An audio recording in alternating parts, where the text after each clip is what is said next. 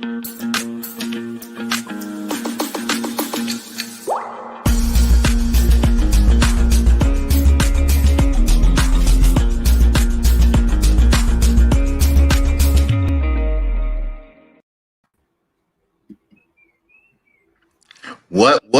is up to all our educator friends out there? It's your friends Kyle Howard and Corey Camp hitting you out with another What's Up Wednesdays. Make sure that y'all like and subscribe to our What's Up Wednesday channel as well. But we definitely have some great news and exciting news to introduce to y'all, but also a very special guest today. But Corey, how have you been? How's your day going so far? You know, the snow is officially melting up here in the Midwest. We're 24 days out from spring, and it's melting. Now, my sled hill is still going strong. You can see it up here where the kids go sledding. But today may be the last day they get to sled for a while. So yeah, things are good. Spring is coming, and I have been joking with a lot of people about how I'm going to really try to be a gardener this year. So I'm ready for spring. I know it's warm and springtime already down there in Texas. You guys have thawed out some. Yes. And yes. Yeah.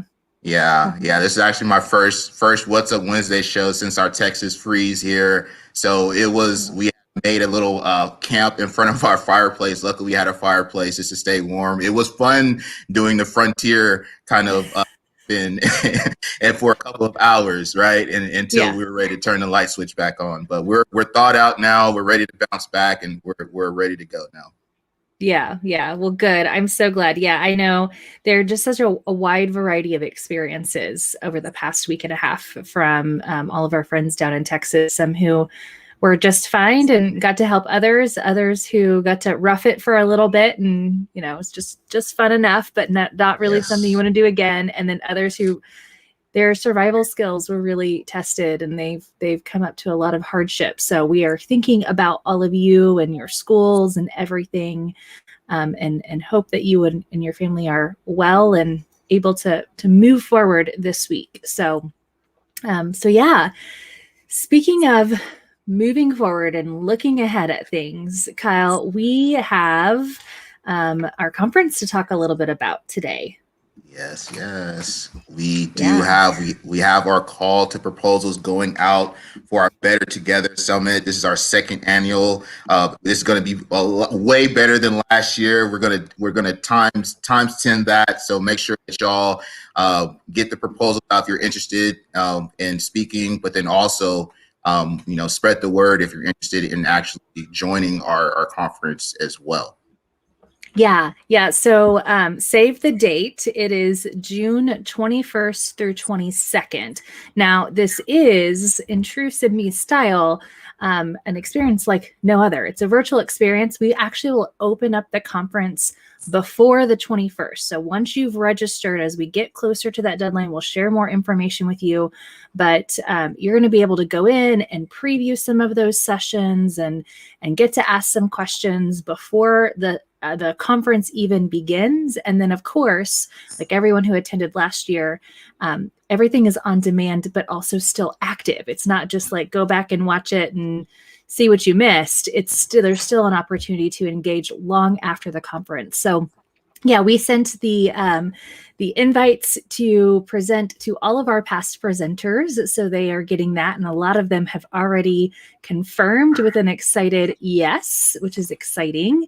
And then if you did not get a chance to present, or if you haven't heard of it yet, I encourage you to put in a session. This is all about professional learning. So we are focusing on the adults in education so that they have what they need to serve our students and make an impact. And so we really want your voice here in this conference. And there's lots of ways that those virtual sessions can look. They're very engaging and interactive. So, and it's all done in our own platform, which is even more exciting.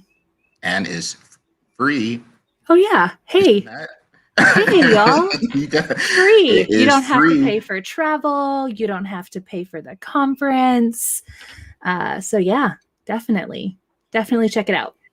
So I'm excited as we continue to get those proposals in. We're accepting those for well, now I can't remember when it is. I think it'll be late March when we'll close that window and start selecting all of our presenters. And then we're going to be on a great kind of cadence of sharing out featured speakers and sessions and everything else. So stay tuned for more information about that. All right, Kyle. Well, who do we have with us today? I'm really excited about this because I'm a big fan of this the science that this district is using, the social science. And so I can't wait to talk a little bit about this, but tell us a little bit about our guest today, Kyle. Yes, we have a very, very special guest today, Laura Gore from West Grand School District, a small but mighty school district out in Colorado, doing some great things, like you said, the science of restorative practice. So we're very excited to have her on today and bring her in to the chat, and we can definitely ask some questions and learn from her how she implemented some of these restorative practices with Fidelity within West Grand School District. So without further ado, our very, very special guest, Laura Gore. Welcome to the show. Thank you. Thanks for having me. Appreciate it. Yes. I want to talk about, I know Corey was excited, but even our introduction is just to West Grand. We actually had the opportunity to meet with your superintendent out in ASCD in 2019. So and just talking a little bit about him, he said, you know what? I have the right lady for the job. And then when we were actually introduced to Laura Gore, so she had some actually a great blog post on our website, sitme.com, about restorative practice too as well. So if you want to learn a little bit more about that, please check our website out as well. But without further ado, I want to just kind of start off and ask the first question, Laura. Can you tell us about restorative practice and why it was for West Grand School District? Yeah, sure. I'll start just with, I know you gave a little bit of background about the school, but it's important to know that we are real small and remote out here in Colorado. We're 100 miles west of Denver, and so we're right in the mountains. And we are only 425 kids district-wide. So implementing things isn't as hard in our district because it's easier to get everyone on board and it's easier to get buy-in. And we have some great leadership. You mentioned our superintendent, Darren Pepard, and he is really making some changes, has really made some changes here. So I am the instructional coach for the district, and I get tasked with all the PD, of course. And so when the leadership team of principals, superintendents, and myself decide we want to make a move, I'm the one that's usually implementing that. So it starts with that team, that leadership team, really wanting to make some changes. Our goals for our district are excellence in leadership, learning, and engagement. And so everything we do revolves around that. And so talking about those things in meetings with the leadership team, we really decided that the traditional, detentions, expulsions, suspensions, they really are negatively impacting our academic performance and our school engagement. We just didn't feel like we were building relationships by using those practices, and we needed something to get us going with the relationship building. So a couple of our principals had heard of restorative practices, had attended maybe some PD somewhere along the line. And so we decided to really look into that and dive into that. And that was led by our superintendent. And then our principals followed suit. So when we decided to make a go, let's try this at West Grand, then I was tasked with the PD. How are we going to do this? What's it look like? So we were lucky because we started with a book study that I did, but that was really the why. Like, we wanted to change what our relationships, what our culture was in all of our buildings. We have two main buildings, a K-8 building and then a high school building. And so both buildings were struggling with culture and building relationships. So really, that is the why of what we did and who we are. Well, I'm glad that first of all, you brought up the why and having those conversations and really implementing that too as well. So that is actually going to lead into my second question is what were some creative ways that you actually chose to implement restorative practices? Well, yeah, and that's really what that blog was about, was how we used the SIBME platform to onboard teachers to SIBME at the same time that we were introducing this restorative practice idea. So I took the book Hacking School Discipline. It's a popular book in the hacking series. And we really did a full-blown district-wide book study. We invited our paraprofessionals. We invited anyone that wanted to participate in it. We wanted everyone on board. We wanted buy-in. And when we started it, we did not have buy-in, mostly from our secondary. You know, elementary does a lot of restorative practices without even calling it that. But, you know, the middle and high, it's a little bit different story. But we have super great principals, and they led the charge from the start about, we're doing this, let's get on board. And so with the book study, we did a lot of things, but one of the main things we did was I chatted with Corey one day about getting our staff on board on, you know, onboarding them with SIBME. I wanted them to be using it because I knew how powerful it was.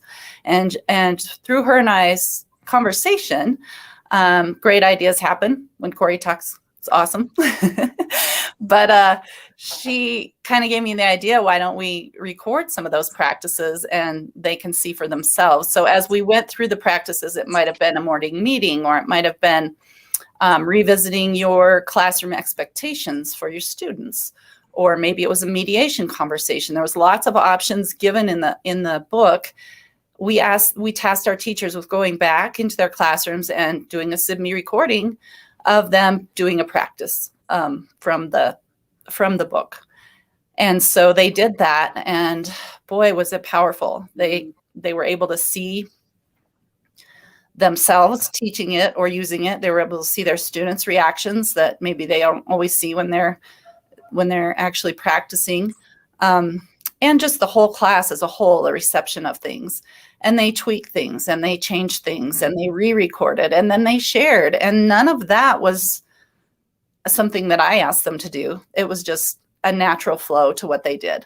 And so really it took shape, especially last year. By the end of the year, all of our teachers were doing morning meetings, even our high school teachers during advisory.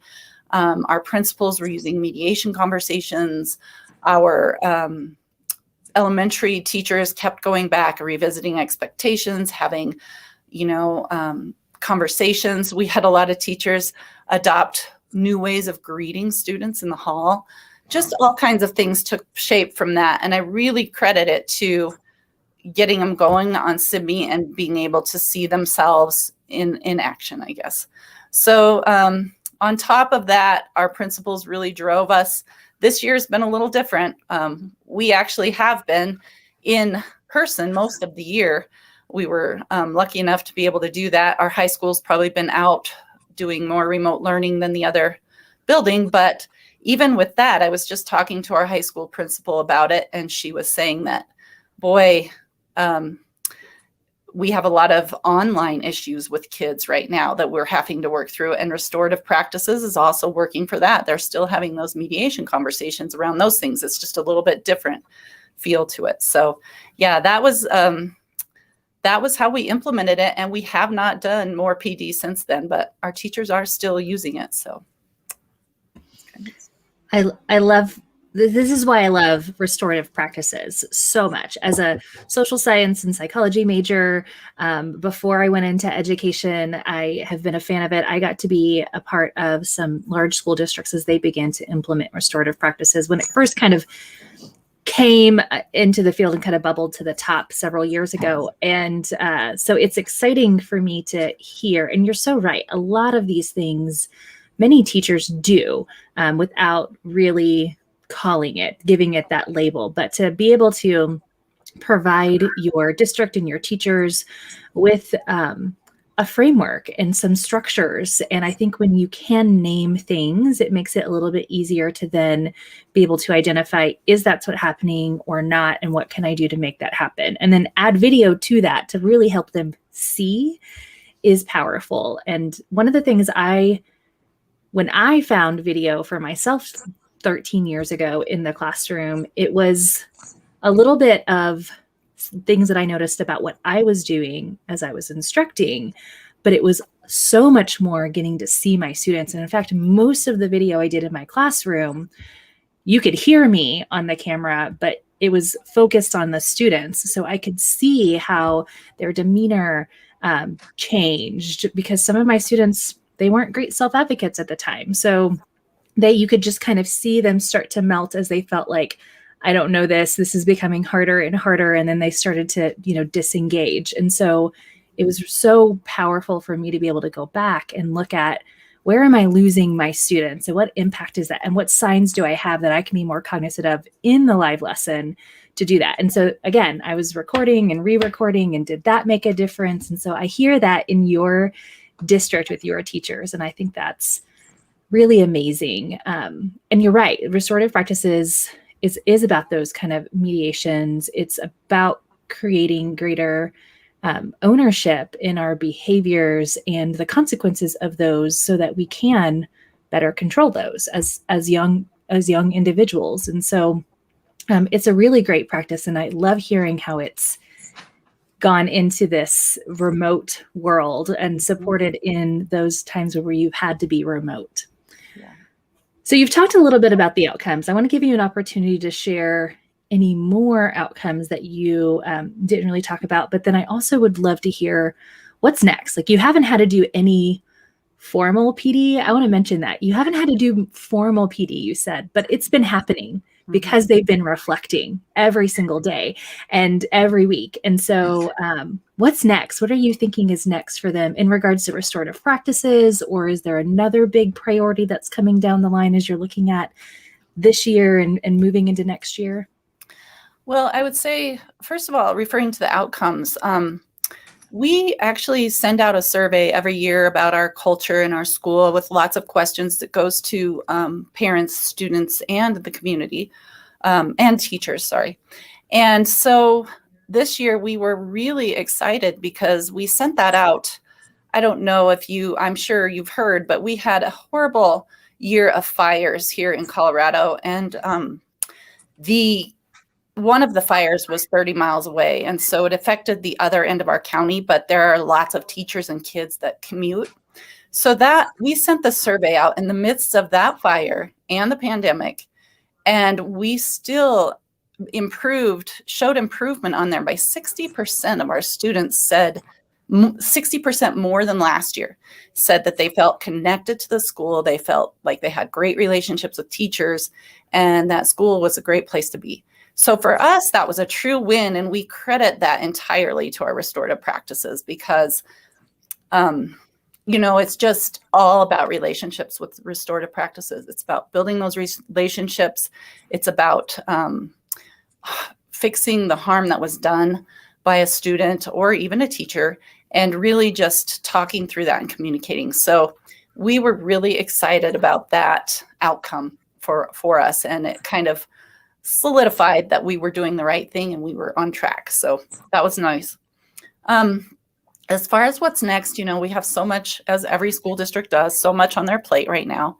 But restorative practices has come up over and over and over again in our leadership meetings.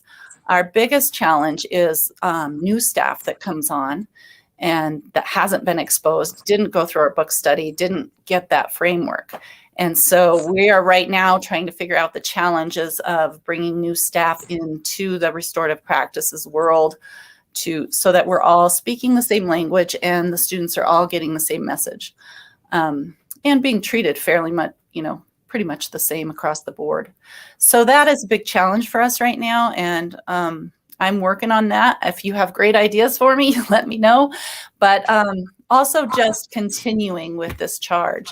We might have new admin come on sometime. I mean, we do have a pretty high rate of turnover with that.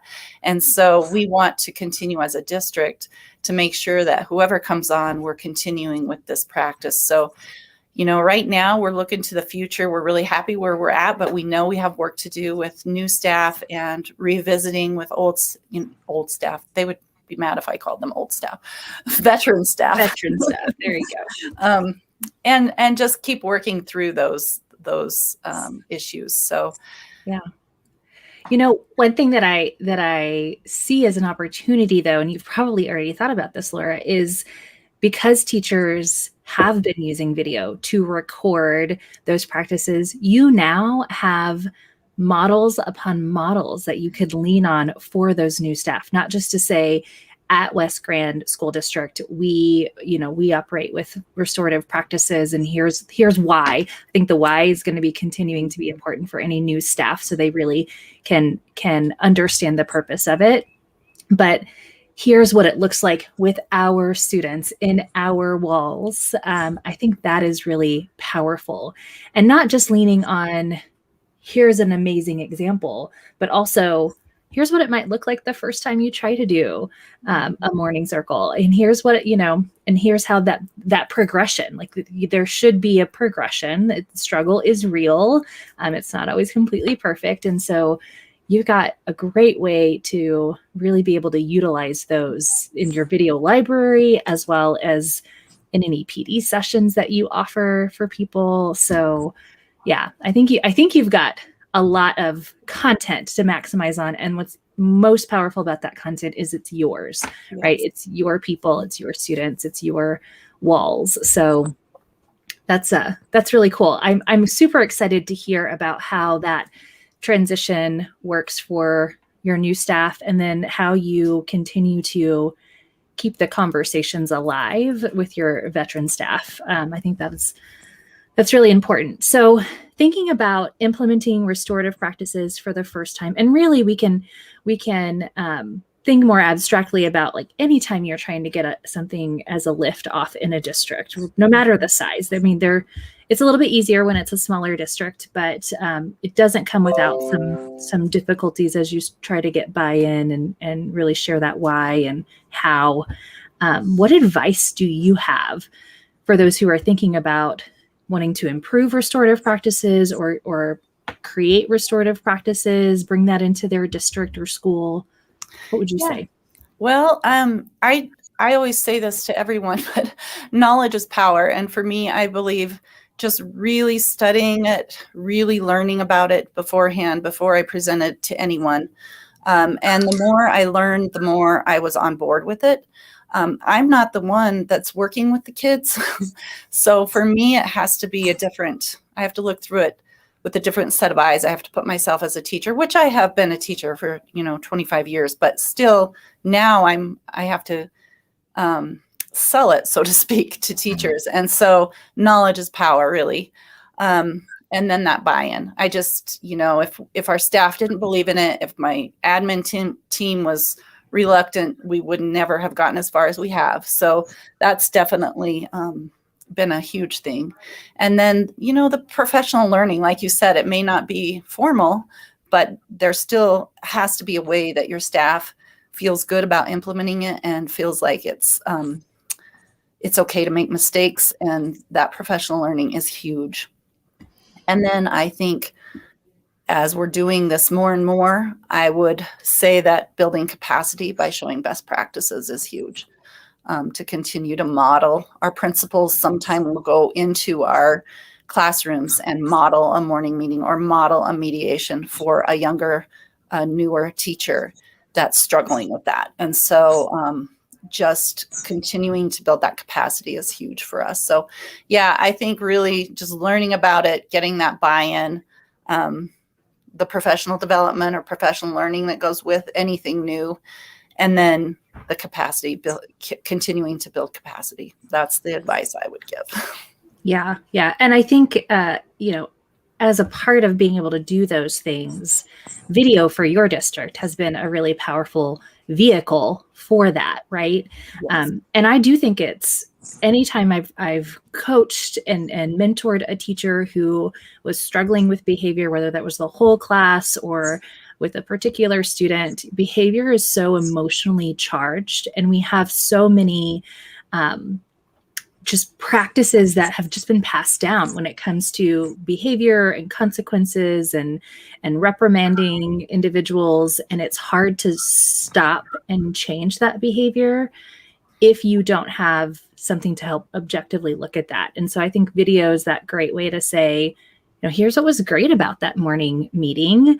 And here's some areas we can continue to improve, or here is a great opportunity to implement that strategy from restorative practices to really help folks start to break it down, because our jobs and our days are so complex. Every interaction with every student is unique every day in every classroom. And so I think I would add to yours, video, of course, would be a great vehicle for those. Yeah. Yes. As far as professional learning, that is the greatest vehicle that we have for everything. We did another book study this year on teaching strategies and did the same kind of thing. We are filming with teaching strategies. So anything new that you want your staff to do, I just feel like I'm a huge proponent of video, and I love the SIBME app. So I'm all for it. Well, I love that. Kyle, any other questions or ahas that you want to share today with Laura? I'm just at all of just, for one, just, the teaching field in general, just being resilient over the hurdles that are constantly being thrown at y'all. So like you mentioned the fires, and obviously, with COVID situation, and then just, overall having the culture too as well. So being resilient, but still climbing up. So you mentioned those surveys that you sent out, still making those climbs. But then also I want to talk about the videos that you build out. So I know you mentioned that you need new staff coming in, but the longer that you build this video strategy, the more precious exemplar videos that you have to show off some of those great things that you're doing. So I'm just really excited about that, Laura, and about some more gains to come here in the future here. So we're always here to glad to support you, and as well as you can see, Corey Camp and Jenny Selfridge, our customer success team, we're here for you. So we're definitely want to go along and ride with y'all. So but yeah, I'm just excited and want to thank you for having you on the show today and talk about some of those restorative practices and really how that you implemented that in West Grand School District. Thank you. Yeah, I so appreciate the support from SIBME. I love having coaching conversations with Corey, and Jenny checks on me. I ask her a million questions, so I appreciate it so much. So thank you. That's what we're here for. All right, Laura, thanks so much for joining us today. I know we'll probably have you back on board, I think maybe after next school year starts, once you've gotten some of this up in, the phase 2 of this for your new folks, having you come back on and share how you did that. I think that would be a great way to have you back. All right. Thanks, Laura. Thank you. All right. So that's exciting. I always love to hear all of the good work and strong practices that our schools are implementing in so many ways. It's not just about looking at instruction and observing instruction. It really is looking at those relationships, which is the foundation of instruction, right? So that's amazing. Well, we have some shout outs, Kyle. Is that right? We do today. So let's hear them. Who you got? I want to shout out our ESA presenters from a couple weeks ago. We have our presenters that come from the Atlanta area, Continental College, Dr. Golden Pack and Dr. Horton, as well as Dr. Felicia Bolden out of Fort Bend ISD in the Houston area as well. So I want to give a shout out to them for participating and really bringing down the house and always willing to be a part of our city community. Yeah, we had a great What's Up Wednesday with Dr. Golden Pack and formerly Dr. Vaughn, now Dr. Horton. Congratulations on her recent nuptials. And so great stuff. And then Dr. Bolden always has amazing sessions. She's done a couple, not specifically for SIBME, but what she's doing, similar to Laura Gore in West Grand, video, and Sydney has been able to provide them a vehicle to do the things that are most important to their district. And so we always love getting to be a part of supporting them and sharing the good work that they're doing. So, and then I also want to give a shout out to our panel from last week's Never Going Back, the teacher preparation version. And we just had such an amazing conversation last week. It was really powerful. And I think we all kind of decided we could have stayed on for a while talking about all of those different things. And so we'll be posting that on our on-demand webinar replays in the Learning Center. So look for that announcement inside our social media and via our teachable moments. So that's there. And then again, one more reminder to submit your proposal. May's amazing. She let me know. She's like, Corey, the deadline's March 19th. So I was right. It was towards the end of March. March 19th is your timeline to get those proposals in.